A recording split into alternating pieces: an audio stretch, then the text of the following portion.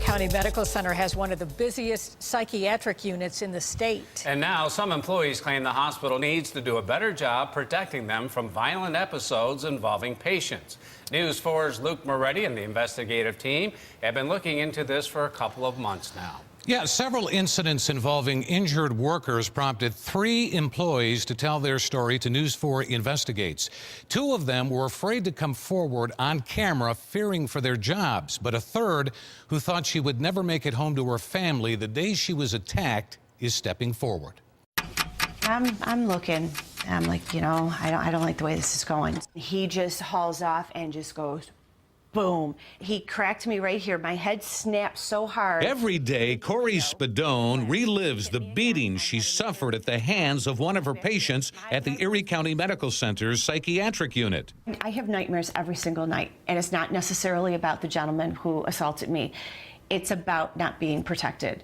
Now she's speaking out and demanding more security in the hospital's emergency psychiatric unit. Had we had one more security guard, this never would have happened. Dr. Michael Cummings heads up ECMC's psychiatric unit. We'll never have a situation where, a hospital is 100% safe. It's just not possible. But, these are individuals that are part of our team that we really do everything we can to support. The man accused of assaulting Spadone last June remains in jail and faces criminal charges.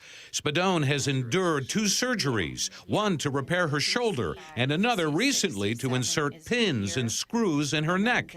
What really upsets Spadone is that her injuries may have ended her career as a psychiatric nurse, a job she loves. I can't help these people if I am not being protected.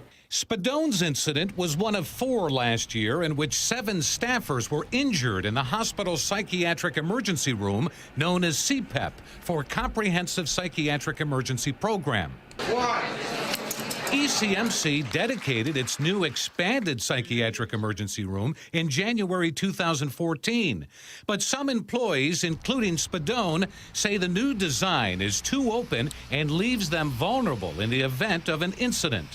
The new CPEP is bad, and the way that it's designed is horrible. But Dr. Cummings says the old design was extremely cramped, with patients right next to each other.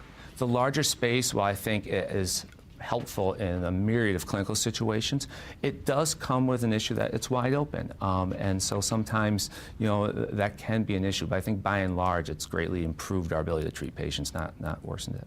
In 2013, under the old design, 2 incidents led to 2 staffers injured. In 2014, under the new open design, 4 incidents led to 7 staffers injured. And you're comfortable with the way it's designed, that it's doing what it's supposed to do, and allowing for safety measures for the employees working that floor? By and large, but I mean, with every new construction, I think there's always room to look, improve, evolve, and go on. When Spadone was hurt, another female staffer and a male assistant were also injured. Picked her up by her neck, off the ground, 3 feet probably, shook her like a rag doll, and then I can see her head hit the wall. And then I get in there and I'm like screaming. I'm like, let her go. And I'm screaming. So then he throws her. She goes back, falls back on her bum, and slides 3 feet. It's unclear if hospital staffing will change. Dr. Cummings said he reviewed the 2014 incidents and increased patient safety assistance in CPEP from 1 to 2.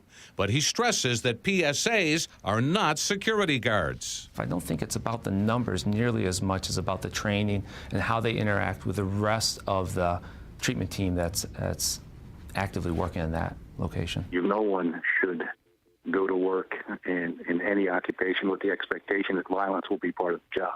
It's impossible to have a 0 incident policy, but we want to be as close to 0 as humanly possible, and we want to do everything that we can to prevent incidents from escalating. Spadone is working on healing physically and emotionally. She wants the public to know what she and other staffers are now facing. I got my ass handed to me. I do not want this happening to anybody else because I know what it has done to me.